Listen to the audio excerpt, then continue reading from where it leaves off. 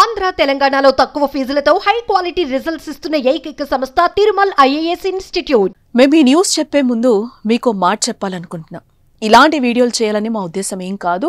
ఈ న్యూస్ చెప్పాలంటే మాకు కూడా బాధగానే ఉంది. కానీ సమాజంలో మన చుట్టూ కాటేసే మానవ మృగాళ్లున్నారు. తస్మాత్ జాగ్రత్త అని పిల్లల తల్లిదండ్రులకు చెప్పడం కోసమే ఈ వీడియో చేయాల్సి వస్తుంది.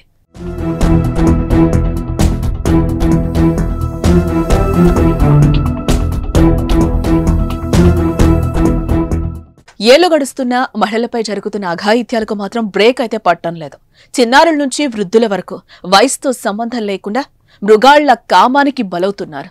ప్రభుత్వాలు పోలీసులు ఎన్ని చర్యలు తీసుకున్నా కూడా మహిళలకు చిన్నారులకు నానాటికి రక్షణ కరువు అవుతూనే ఉంటుంది. తాజాగా తెలంగాణ రాష్ట్రంలో ఇలాంటిదే మరో ఘటన చోటు చేసుకుంది.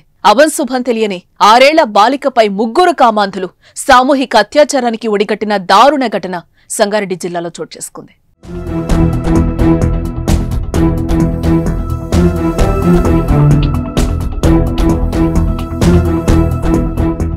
సంగారెడ్డి జిల్లా ఫసల్వాది గ్రామ శివారులోని డబుల్ బెడ్రూమ్ ఇళ్ల సముదాయంలో ఇంటి బయట ఓ చిన్నారు ఆడుకుంటోంది.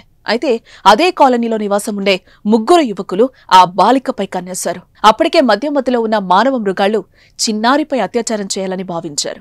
ఈ నేపథ్యంలో చాక్లెట్ కొనిస్తామని చెప్పడంతో ఆ బాలిక నమ్మి వారితో పాటెళ్లింది.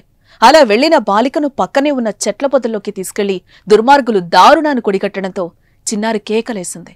అయితే ఆ కేకలు విన్న స్థానికులు వచ్చేసరికి పారిపోయే ప్రయత్నం చేశారు. అయితే వారిని వెంటాడి పట్టుకుని దేహశుద్ధి చేశారు. అనంతరం పోలీసులకు అప్పగించారు. ఇక తీవ్ర రక్తస్రావంతో ఏడుస్తున్న చిన్నారిని హుటాహుటిన సంగారెడ్డి జిల్లా ప్రభుత్వ ఆసుపత్రికి తరలించారు. దీంతో ఆసుపత్రి వద్ద ఉద్రిక్తత వాతావరణం నెలకొంది. ఆసుపత్రికి భారీగా చేరుకున్న కాలనీవాసులు ఆసుపత్రి ముందు నిరసన వ్యక్తం చేశారు. నిందితులను కఠినంగా శిక్షించాలని డిమాండ్ చేశారు. ఇక ఘటనా స్థలానికి చేరుకున్న పోలీసులు న్యాయం చేస్తామని నచ్చచెప్పడంతో ఆందోళన విరమించారు. మరోపక్క దుండగులు సీసీ కెమెరాలో చిన్నారిని తీసుకెళ్లే విజువల్స్ రికార్డయ్యాయి. దాని ఆధారంగా కేసు నమోదు చేసుకున్న పోలీసులు దర్యాప్తు చేస్తున్నారు.